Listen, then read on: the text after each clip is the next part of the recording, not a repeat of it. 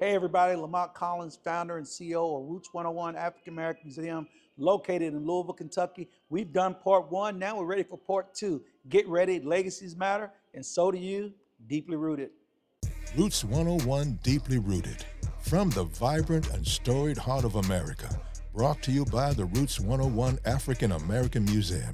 This is the Deeply Rooted podcast, where we pay homage to the unsung heroes, the pillars of our community, the inventors, the artists, the activists, and our ancestors by highlighting Black excellence of yesterday, today, and tomorrow. Your guide on this journey, none other than the passionate and insightful Lamont Collins, a visionary, a mentor, a scholar, and most importantly, a griot of African American history and culture. So sit back, tune in, and let's dive deep into the rich soil as we get deeply rooted. White supremacy and no other dominative system is going to fold if you function by the rules that it sets. If you're connected to Black people, you understand they may not be as formally educated as you, but they're very intelligent and they know what's going on around them, even if they can't necessarily put words to it. If you love Black people, as Baldwin did, as you do, Baldwin said, to be relatively conscious is to be in a state of rage almost every day. So where are you with the, we're in Louisville and we're dealing with the school board, which is historically a school board have always balanced everything on the back of Black and brown children. I said that when I was at the board meeting. We see the effort that just blatant racism and what they made on the decision, right? But when we talk about the school system, being a Black leader that believes in Black excellence, where are you when we talk about private schools and participating in that model? Do you think that's something that we need to take a hard look at, or we only could look at it if we could control that, and we don't control anything? What I'm saying, what does our public school kids give up if we go with private schools? The private and independent school model is not sustainable for Black people collectively. That's what I thought. Okay. It's great. My daughter attends a private school, but we don't have enough of our people who have the economic power to pay for their children to go to those schools. Exactly. So we must, no matter where we are, ensure that the public schools are as safe and as generative for our children as possible. What we're seeing from K through 12 up through universities, though, we have white supremacist forces that are telling us a few things. One, we don't want your children in our schools. Black people, we don't want your children there. And if they are there, we don't want anything taught about them, to them, or to others. And three, we don't want nobody who looks like them and has not been mentally broken by us to be in these schools teaching them or making decisions about them. So how does that work when you have a child in the private school system? It has to rock with your brain on that also, right or wrong? Yeah, most definitely. So how does that work out? What's the justification of that, or if there's a justification? Look, Baba, it's all about survival right now. Okay. We're like fighters, right? In a boxing match where we're just trying to survive the round. Okay.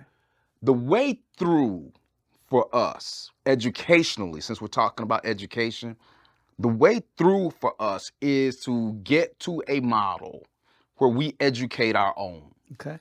That is the only way through, I believe. The more we send our children to PWIs, the more they stand a chance of being mistreated and miseducated. I see it all the time at the University of Louisville where I am, and there's nothing unique about the University of Louisville. By and large, these people do not care about our children. They do not care about our interest. There is nothing new about that. Malcolm said, only a fool allows his enemies to educate his children. We gotta ultimately get to a point where we're educating our own. A good friend of mine, a homeboy of mine who was an HBCU president, Walter Kimbrough, said this years ago. I did not see it coming collectively. He said, what you're seeing right now, and this is back in the mid-2010s, he said, what you're seeing right now is an increase in applications to HBCUs. Not just the elite ones. the Howards, the Morehouses, the Spelmans, the FAMUs, all of these schools. He was like, I'm at Dillard. We're getting kids now who got into Harvard, but they come into Dillard. The kids got into Yale, but they want to go to Howard. So it's not like dregs. Right. These are elite students. And I was like, why is this? And he made it simple. He said, look, black parents who are conscious are getting tired of sending their children to these white schools to be mistreated. And so while we get folk like the Kentucky legislature and the folk in Alabama and all of them trying to keep black kids out of these white schools, a good percentage of black kids are trying to stay away from them anyway. Mm-hmm. What this has really been about is the distribution of resources when you talk about the public schools. I don't think black people care anymore. Most of us, we don't think that our children are going to be better off just because they sit next to some white kid in school. So how, as a double-edged sword, how do you deal, because your child gets the education at home, so you can put her in an environment she's in now? Right. Is that basically why it's okay for me, but I don't. For you? Yes, but okay. I don't extrapolate that for everybody. Okay. I make, come on, man, I got a PhD, teach black studies. My daughter's mother has a PhD, has taught black studies, is a college administrator. So we've had a shadow curriculum going on anyway. Right. Now, her school is deceptive. My daughter goes to an elite school, probably the most elite private school in the state of Kentucky. So. It is predominantly white. She comes home in 4th grade, got a social studies project on Nat Turner and John Brown. Okay. Okay. 4th grade. I got you. I'm like, I went and told the teacher. I said, man, I had doubts about y'all. It was a white teacher. I had doubts about y'all, but yeah, you cool with me. Yeah. You know, if you're teaching my child about Nat Turner and John Brown in 4th grade, that's telling me you got something else going on. So what about the schools, the private schools that are not doing that work, the ones that when something black is brought up as an issue in those schools, how do you feel about our children being in those schools? They're just as damaging as the public. Okay, so that's there's nothing intrinsically liberatory about a private, parochial, Catholic, or independent school. It's all about the curriculum. Okay. Right? It ain't even about who's teaching, right? It ain't just about that, because we've seen black people. You can really, really make a mistake if you walk into a space like, oh, I see some black people here. You better figure out what's in their heads. What are their politics? If you walk in and you like, oh, I got a black person in the room, I know he's gonna fight for me, and it's Daniel Cameron. He ain't fighting for you. In fact, he's more damaging to you because it's more difficult for you to call him a racist. And he is consistently working to show his white overlords that he is not like these other Negroes, and he's willing to betray you. So you got to be really, really careful with that. And now I think that's where we're in particular danger right now. Black revolutionaries created every opportunity that black people have in this country right now. Let me say that slower so people, black revolutionaries, ones who were not functioning within the boundaries that white supremacist system set for them, they created every opportunity that black people had. But when black revolutionaries kicked those doors open in politics and education, particularly in higher education, the black Uncle Toms walked through them. And what white administrators are able to do, and they do it without fail almost. You look almost in every space. They will choose the weaker milquetoast blacks, the status quo oriented black. I mean, the softest one they can find to put them in certain positions. And then things fall apart. Let me ask you this though: have we used that Uncle Tom as the wrong analogy of who he was, and we just keep using it? Yeah, I don't want to fall into that. Yeah, because you're right. Tom was not. He was a not sellout. He was a hero. He was a hero. Let's choose whatever term you want. Okay, I'm just saying. Sellout. Okay. Coon. Right. Whatever term you want to use. If we want to respect Supreme Tom. Court, right. But we respect Tom. Yeah. In history, we're going to respect Tom. But weaker black people who do not have black people's best interest at heart. Well, let's say, I mean, I love the conversation. Let's talk about Atlanta. Yeah. Right? You're from Atlanta. And I remember when I was part of the 100 Black Men would go to Atlanta and just be in awe of what I was seeing in Atlanta. This was like in the 96 when they're about to get the Olympics in Atlanta. But I saw a lot of backdoor stuff too. Of course. Right? But when we talk about history and culture, and you know what I mean, is that so many young people are rocking with culture as our history, and history is not our history. What do we do about that? The rap game and all that, where kids think that is really their history. Yeah. And it's just a culture we're going through, Yeah. and not a very helpful culture if we talk about versus positive rap when we grew up, or even when you was growing up and I was the daddy in the house, versus what we see now.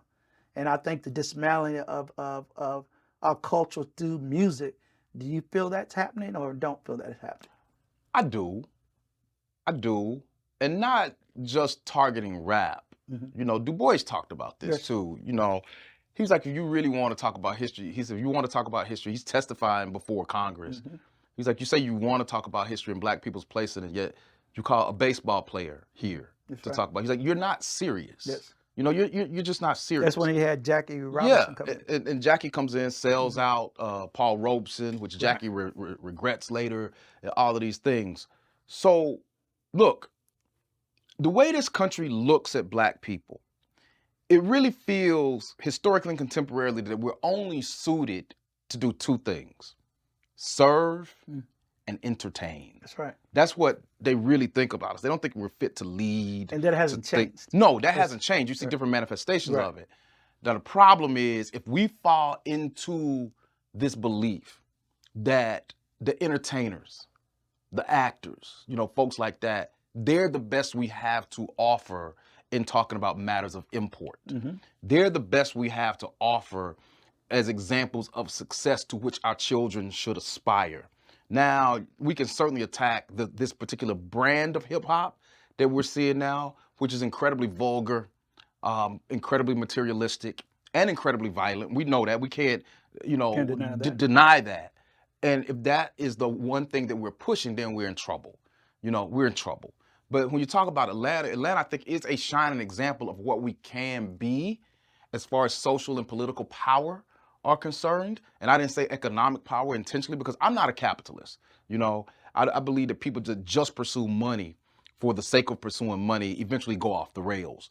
But Atlanta's had a black mayor since 1973. Maynard Jackson was elected. My Morehouse brother Maynard Jackson elected in 1973. Always been a black mayor since then. Here's the beauty of it, though. All those mayors haven't been good. Some have been pretty bad. One of them even went to prison. But the beauty of it is we knew another black person was going to get a chance. We should not fall into the trap of holding ourselves to a standard that white people don't even hold themselves to. Just because we have some cities that are black controlled, it doesn't mean that they're utopias. There are going to be some problems with them. There are going to be some bad leaders. There are going to be some bad, selfish black people too. But we don't have to deal with the daily onslaught of white supremacy. That's the difference. And so I think we have a better shot if we create environments like that. That's all Atlanta is. I mean, come on, man. I didn't go to school with a white kid until I was in 8th grade. And that was a good thing. You know, that was a good thing. I had teachers who were loving on me, supporting me. And if you think that stuff doesn't affect people, there were 2 white teachers in my school. I drew both of them somehow. Drew one in the 2nd grade, Miss Asher. I still remember their names. She was a decent white sister. She gave me a set of encyclopedias because she thought I was smart. 4th grade, I have a woman named Miss Abrahamson. I get in trouble, get in a little scuffle, fight, something, can't remember what it was. And this woman says to me, and I was smart, I was always proud of being smart. And she says to me, I don't know why everybody here thinks you're so smart. I don't think you're that smart. To a 4th grader, you know, a smart black kid. My 4th grade year was hell. It just tore me down. But I didn't have to deal with that before that or beyond that because I had these black men and women loving on me, mostly black women. And so who says that? Who does that? Didn't say you ain't a great basketball player, you ain't a great football player. Why people think you so smart? A black woman would have never said that. But you said something about entertainers, right? And you talk about Atlanta, even though the great things go in Atlanta, we talk about entertainers. Again, your entertainers are the leaders you see, correct? So that's America, though, Bob. I know right? it's America. Yeah, we can't afford it, but that's America. But what I guess the question I'm asking you is, what do we do about the story that's being told to our children that we're responsible for? You remember when I remember some lady, I can't remember, when she went after the rap industry and they just tore apart. She said something real negative about rap. You remember that? Yeah. During that, maybe the 90s. Dolores Tucker. Yes. I guess what I'm saying, what point of time do we stand up as black men and black leaders and say, we have to clean this up because it's affecting us? Or do we do that? I think we do. We don't go like C. Dolores Tucker and say, all right, I want to ban hip hop, That's what I'm right? saying. But I think we have to have conversations about the messages being delivered in hip hop, in any music. We have to stand up and be clear that entertainment is not the pinnacle. We have to stand up and be clear that, like, you understand museums. I don't. It would be like me walking here, hey, Baba, this is where you should build this museum. And you'll be totally thinking right. You'll be like, young king, stay in your lane now. You can sit with me and you can learn about this, but you can't take the lead in this. Our egos cannot be so big and we can't be so blind that we're allowing people who don't know anything about things to take the lead in them. That's Killer Mike's problem with politics. He doesn't have a serious and substantive working relationship with history and political interactions and race and democracy. And so therefore he may be well-intentioned, but he is always going to go off the rails, even though his intentions are Right, and that's why I say So he's that- my prime example. Yeah, and it's a very, very good example, I believe. And so we got to have different community conversations. But I think we're victim of the fact that America itself is obsessed with entertainment. America is entertaining itself to death, right? And that happens in societies that are in decay. And if you look at this country, you really are deceiving yourself if you think that American political, American religious, American social, American educational, and economic institutions are not in a state of decay, of decline. Oh, They are. And the internet has a lot to do that too. Oh, yeah. I mean, everybody can get in front of a mic, just like we're doing a podcast here. But those that are not qualified can get in front of a mic and talk about everything as if they're authorities. And I'm talking, and athletes and singers today. Yeah. And it's a shame that 52 million views talking about each other. I mean, so we're going into a culture that we have to hold accountable to. Is that I don't mind if a brother makes some dollars, but don't destroy our community in the process. I can look at a show and everybody's cussing on the show. Yeah. Everybody's calling everybody the N-word. I'm like, when did the N-word become a word that we endorsed when it's been a word that's been critical to who we are since the time we've been in this country, right? Yeah. I say that word needs to die, but I hear more of it every day. And the history of the word, black women raped for it, black children drowned for it, black men lynched for it, and we attach the word as if it's a badge of honor. That's another podcast. Me and Louis Coleman used to argue about this. Okay. Right? You know, he used the word. I've been in the room with him and God, what's his name? I'm looking right at Who, Shelby? Dick Gregory. Oh, yeah, No, Dick Gregory. Gregory. Uh-huh. Him and Dick Gregory were great friends. I know. And Reverend Coleman's, Collins, whatever that goes up. But him and Dick Gregory would see each other and say, "What's up, my nigga?" But see, but Baba, and see, I'm right or wrong? Because Louis, you're right. But Louis, for those who don't know, Louis Coleman was basically the Hosea Williams of Louisville. It's no doubt. No doubt. And also my fraternity brother. And so Louis, and those who knew him call him Buster, I always call him Snoop. Right. He felt like he had a come to Jesus thing on that word, right? Yeah. And so we over at the university talking about it. He felt like we should stop using it. Okay. And I said, well, no. Think about it like this. I think it really depends on who's using it and how. And he said, no, nope, it's got to be dead. It's got to die. It's got to die. It's got to die. So he said thing I said. I said, so if somebody said, they talking about you, say, hey, you know Louis Coleman? And they said, He's yeah. my nigga. No, if they said, yeah, I know that nigga. Okay. And Louis like, see, that's what I'm talking about. That's what I'm talking about. It's got to die. It's got to die. I said, but if somebody said to me, you know Louis Coleman, like, yeah, that's my nigga. I love him. I get and you. so he stopped and he was like, well, that's different. Yeah, but What disturbs me, because I use it. Okay, let me be honest. Which I don't. Right. But what disturbs me is it used to be a word that was a term of endearment which we use privately amongst ourselves. Privately. We would not use it with white people around. Yeah. And now folks are doing that. So I don't know. Like I said, that word must die. But in this show program, I mean, let me tell you something. It's not enough time to be with you. We have to do this again. I'm here for you. I think we could do it a little deeper and get a little richer because I think people need to hear this conversation. Right. And they need to hear two different views without somebody calling somebody something else because I don't agree with you. Yeah. And I think we've been agreeing on everything. We just brought it up to talk about how to get to it. And I think, Madison that just died. Joe Madison. Yeah, the Black Eagle. Yeah, Black Eagle I used to didn't like rocking with him because I thought he was so aggressive on radio and so aggressive with his guests. but what he achieved was unbelievable. What he did. Oh yeah. But he always say, put it where the goats can get it, right? Yeah. And I think we've done that today. We put it low enough where the goats can come in and eat it, and then we can come back and feed it some more. So more shows like this need to happen without the cussing involved, and but just pure conversation of black men talking about black thoughts and what we could do together and not apart, and without fighting on every issue it is. Because there's so many issues to talk about and so many issues that we need to collectively come together. Don't have to agree, but collectively come together on what the answer and conclusion is to our community. Because it's one thing to die knowing you've done nothing to change the system that we're in now. But anyway. Well, before you go, okay. Look, I appreciate you inviting me to this podcast. I think this is great. It's going to be great, whoever you have, because it's you. But also, I appreciate your friendship. I appreciate your support. I appreciate your love. And I appreciate your love for our people. And I say to anybody, if you've not gotten to Roots 101, you need to get to Roots 101 African American Museum. It is the greatest representation of black culture in this region, and I think one of the best in the country. And meet Baba Lamont Collins, man. I got so much love and respect for you. You are a gift to this community. Thank you, man. Yeah, no doubt, brother. All right. This is Lamont Collins, Deeply Rooted. We'll see you next week as we keep growing and keep loving on each other. Legacies matter, and so do you.